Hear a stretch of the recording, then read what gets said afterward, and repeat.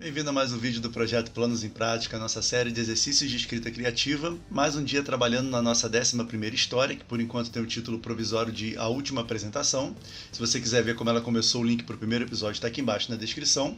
E na semana passada eu fiz ali o que pode ser considerada a última cena do primeiro ato, né? Ali a gente tem já a dupla de atores se preparando para partir, para colocar o pé na estrada, e a gente vai começar a trabalhar na interação dos dois e amarrar as pontas que foram deixadas no primeiro ato. E é exatamente sobre isso que a gente vai pensar hoje, né? Eu decidi que antes de continuar a escrever, eu vou dedicar esse episódio a fazer perguntas. Eu vou repassar a história que foi escrito até agora e vou fazer ali meio que um inventário, né? Um checklist de coisas que ainda precisam ser resolvidas nesse primeiro ato, lacunas que precisam ser preenchidas, né, elementos que possam estar se contradizendo, aquela história de sempre que a gente costuma fazer, né, durante os exercícios de escrita. E ao fazer isso a gente começa a atar as pontas soltas e de repente juntar duas questões que estão faltando na história e resolver em um item só, né, em uma solução só. Então esse é o trabalho que a gente vai começar a fazer hoje, né? Aqui a gente tem a história da maneira como a gente deixou na semana passada. A cena acabou aqui, né, quando o Ziane revela para o Gaspar que ele não tem possibilidade de deixar a cidade não pelos meios mais seguros, né, pelo meio mais fácil. E o Gaspar fica meio sem entender a história. E a gente deixou a questão assim, né? Esse trecho aqui foi o primeiro, né, foi aquela préviazinha que eu escrevi para poder me guiar no desenvolvimento da cena.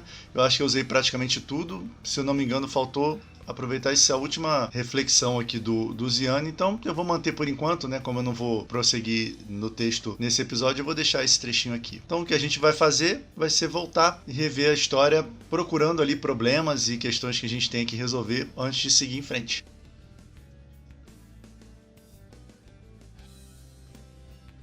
Nós temos uma primeira coisa para resolver aqui, uma contradição pequena, mas ela existe. Eu disse aqui que era verão em Landa Superior, mas eu me lembro que agora no finzinho, né, nas últimas cenas, eu mencionei em algum momento que a temperatura estava começando a ficar mais amena, né, que em breve o tempo iria esfriar e as estradas ficariam mais difíceis e tudo mais. Então a gente precisa realmente decidir o que vai fazer. Não é uma questão crucial assim para a história, mas, né, não pode existir essa contradição. Qual dos dois climas vai beneficiar, né, a nossa narrativa? Um verão, um calor assim inóspito, ou uma atmosfera mais fria, mais chuvosa e tudo mais, né? Então eu vou começar a fazer meu pequeno inventário aqui, né? Nesse pedacinho aqui a gente montou o outline, né? A gente fez alguns brainstorms logo no início, no planejamento da história, e a última coisa que a gente fez nessa sessão foi o outline, onde a gente esboçou ali as cenas que a gente agora já tem escritas, né? Então eu vou botar aqui lacunas e soluções para o ato 1. Beleza, e a primeira?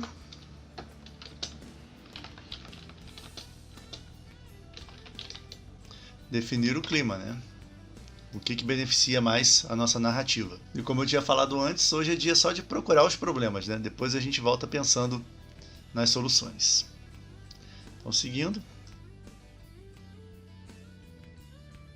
E aí, realmente, mas das grandes questões que a gente precisa responder é a tal da noite movimentada do Ziane, né?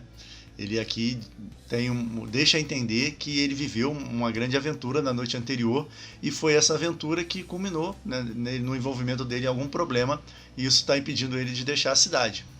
Então isso é uma coisa que a gente tem que pensar e realmente é uma solução importante, né, para a gente seguir com a história. Então vamos registrar isso lá no nosso checklist.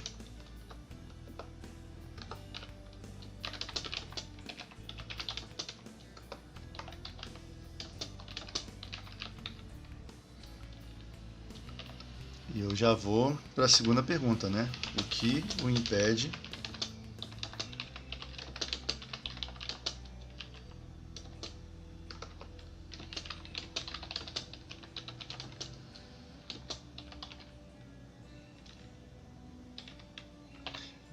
de deixar a cidade pelo meio mais seguro e rápido, né? Porque por conta desse problema dele, eles vão ter que fazer o trajeto pela Curva do Sul. Então, de volta lá.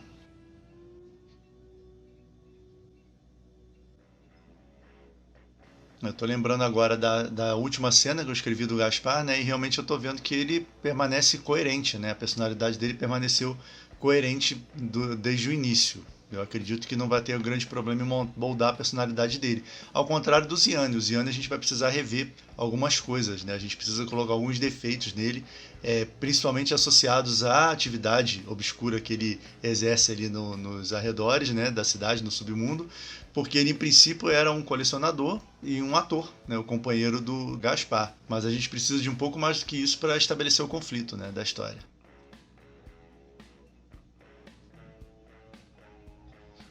Isso aqui é uma coisa que a gente pode potencializar, né? Tem aqui uma lenda, né? Uma história que o Gaspar estava contando para os frequentadores da taverna, né? Naquele momento contava a um pequeno grupo sobre uma criatura que nas madrugadas escorregava por frestas mínimas nos telhados e forros de suas vítimas e arrancava seus cabelos de uma só vez. Então uma historinha de terror, né? Com criaturas e tudo mais. A gente pode potencializar isso, a gente pode fazer com que essa região seja um lugar extremamente supersticioso, onde pessoas acreditam em lendas mesmo, levam muito a sério, ou até existem ocorrências mesmo de pessoas que foram vítimas de criaturas e tudo mais, para dar um toque de fantasia na história, né? Eu acho que fica interessante.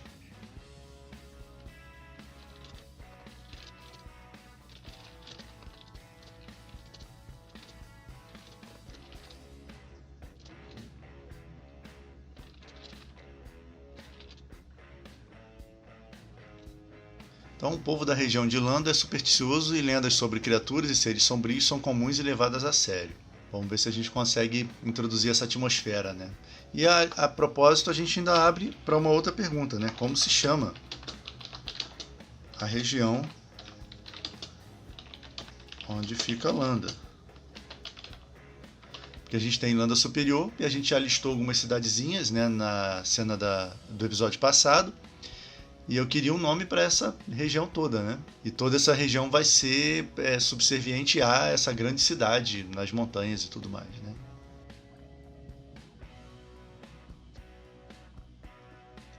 Aí outra questão também, né? O Ziane leva a mão à bolsa pendurada no cinto, porque ele conseguiu alguma coisa importante, né? No evento da noite anterior. E esse item precisa ter alguma função na história, né? Precisa ter alguma importância.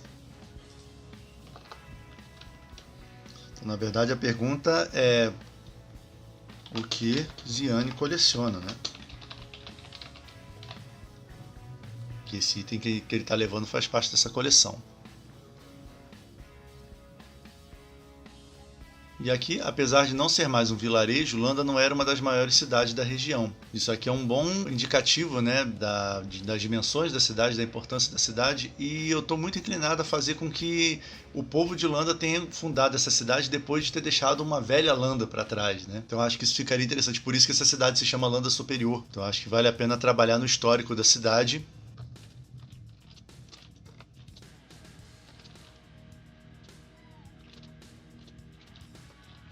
Então, background de Landa, suas origens, por que ela foi fundada. Então, o que eu quero dizer aqui é por que o povo deixou uma suposta velha Landa para trás, né, e formou a Landa Superior, né? O que aconteceu nesse outro lugar onde eles estavam para eles precisarem ir embora.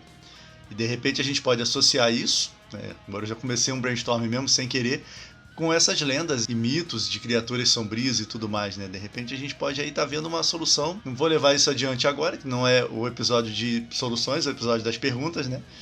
Mas eu já estou vendo aqui uma maneira de resolver isso, né?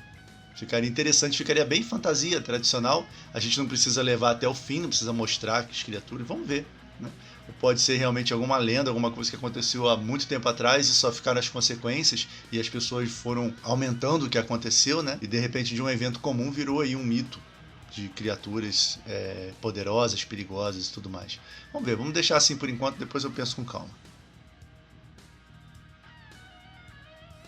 Nós temos também uma informação que eu não sei se serve a essa história, eu na verdade coloquei como uma ponta para amarrar em uma história posterior, né? Foram o que de mais interessante aconteceu desde que alguém atravessou a rua principal com sua caravana décadas atrás. Então eu posso aqui ou inventar um nome qualquer e colocar aqui e depois desenvolver numa história posterior, ou aproveitar alguém que já apareceu em alguma das histórias, isso serviria para conectar ainda mais esse pequeno universo aí que está se formando, né? Então vamos registrar isso, que é uma resposta que a gente precisa encontrar, né?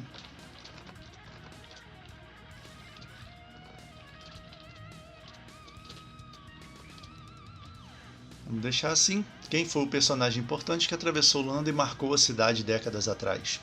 Depois a gente resolve.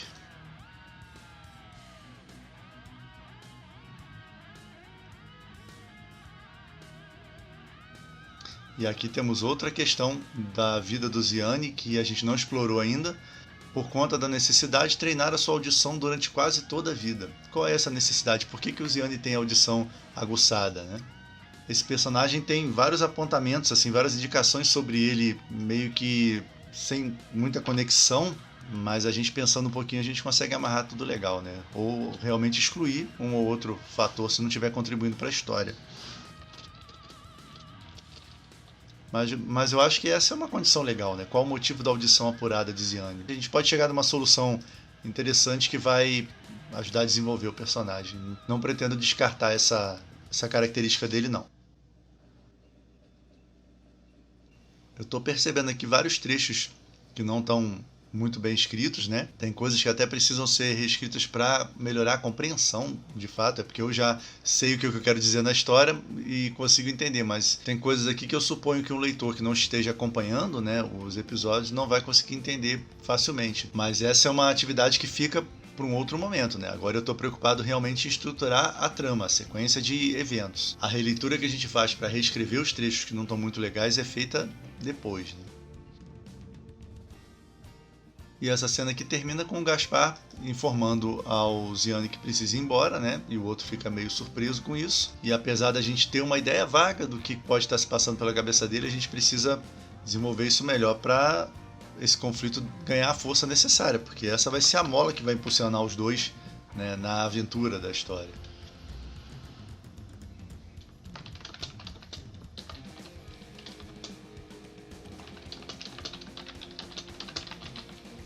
E na verdade aqui a gente tem outra pergunta também, que é por que Gaspar ficou por tanto tempo em Landa, né?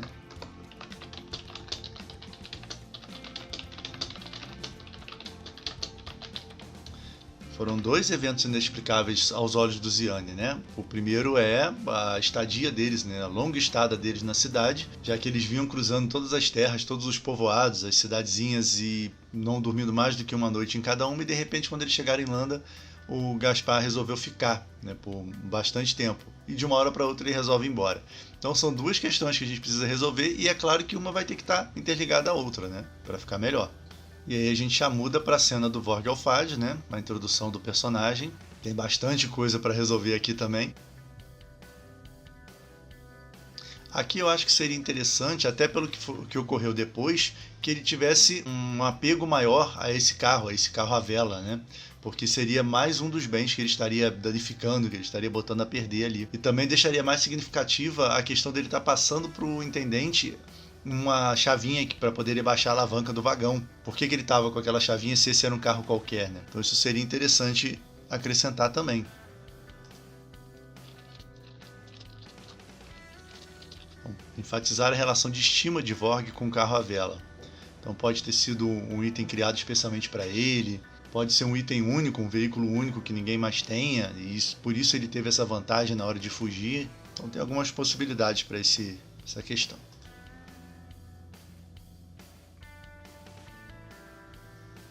Essa mulher aqui, que foi enviada, né, pelo Taliesin para dar o recado ao Vorg Alfad, ela entrou meio que de repente na história. E porque eu estava pensando nessa solução, foi uma solução que eu lembro que me ocorreu no segundo que eu estava escrevendo, que ele tenha recebido esse aviso, por isso que ele conseguiu vantagem para fugir. E eu penso que eu poderia valorizar isso melhor, né? Essa mulher pode ter sido alguém importante para ele e talvez através disso a gente consiga dar alguma importância para o autômato. Né, que a gente precisa trabalhar também porque que ele considera tem tanta estima pelo autômato. Então ela apareceu meio que despretensiosamente na história e ela é apenas um veículo para dar um recado do Taliesin, mas eu acho que dá para a gente aumentar o envolvimento. Nunca sei como é que escreve. Aumentar o envolvimento da emissária de Taliesin com Vorg Alfad. Eu acho que vale a pena até por uma questão de humanizar o personagem um pouco mais, porque ele está unicamente preocupado com os itens, com os objetos, né, com as coisas inanimadas que ele está perdendo. Mas se ele tiver uma perda, ou pelo menos uma razão né, de continuar, uma motivação que tem a ver com o relacionamento humano, né, uma coisa mais emocional, eu acho que vai valorizar um pouquinho mais o conflito do personagem. É um personagem que ficou bem interessante, né, que ficou um pouquinho mais complexo do que eu estava pensando, e eu acho que ele ter um envolvimento assim vai valorizar um pouco mais os conflitos dele. Essa parte, na minha opinião, está bem resolvida, né? O motivo dele estar levando esses itens todos, a missão que o Taliesin deu para ele e tal. E aí, qual é o nome do lugar de onde está fugindo o Vorgelfad, né? Qual era o nome da terra dele? E aí, logo depois, a gente tem outra pergunta, que é qual o nome dessa cidade suspensa, né? Sobre as montanhas para onde ele está indo. Então, definir o nome da terra de Vorg e definir a cidade sobre as montanhas. Se a gente não quiser se estender muito, basta inventar qualquer coisa. Se a gente quiser que esse nome realmente conte uma história, né, a gente pensa um pouquinho melhor e batiza o lugar de uma maneira mais significativa, né?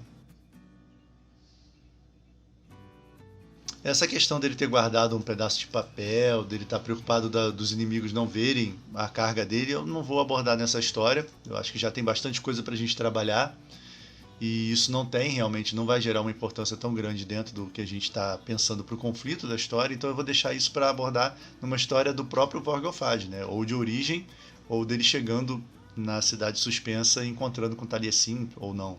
Mas eu não vou nem registrar essa lacuna não, porque eu pretendo trabalhar isso depois.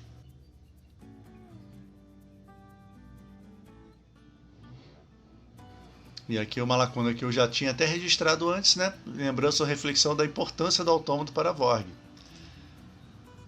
Então isso é crucial também, né?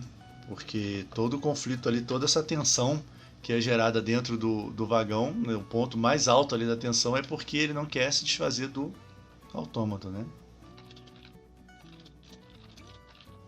Então qual a importância do autômato para Vorg? E aí também já começando aquele esboço de brainstorm, né? Eu estou pensando em linkar o background do autômato com essa mulher, né? Com a emissária do Taliesin. O que eles podem ter em comum? E é sempre mais inteligente tentar uma solução que resolva o máximo de pontas soltas possível, né? Eu já até falei isso em outros episódios, né?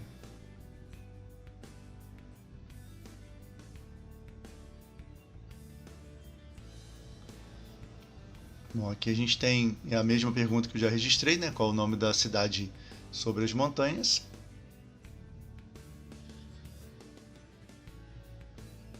Tem aqui também ele apagando, né, a memória do autômato. A gente também precisa estabelecer que tipo de informação que o autômato está carregando, né? Na verdade, o que os personagens vão conseguir acessar, o que os protagonistas vão conseguir acessar, são vestígios apenas, né? São coisas que restaram na memória do autômato porque ela foi apagada muito apressadamente. Então eles não vão conseguir acessar exatamente tudo que ele possuía na sua memória, mas sim uma outra informação que vai interferir na jornada dos dois. Beleza, mais uma vez eu cito a cidade. Então acho que de problemas para essa cena, eu acho que são só esses. O que tem que fazer realmente é a reescrita, como eu tinha falado antes. Eu acho que tem alguns momentos nessa cena que a gente pode deixar mais intensos. A gente pode ter uma reação melhor do leitor se a gente conseguir valorizar mais os acontecimentos, né? Então agora a última cena que a gente escreveu. Então aqui tem as perguntas que a gente já registrou, que são as perguntas que o Ziane faz, né?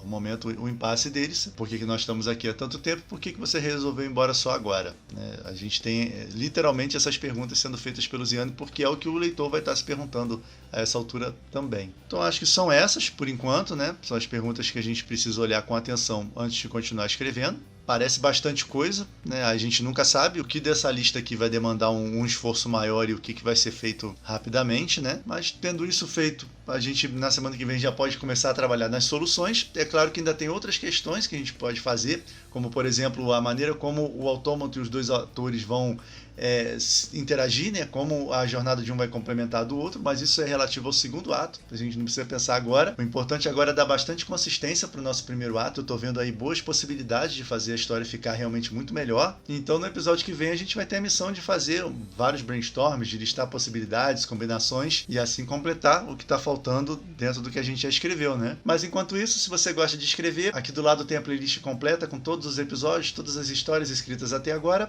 E se você gosta de world building, de construção de mundos, tem também a playlist da nossa nova série Universo, Planos e Fugas.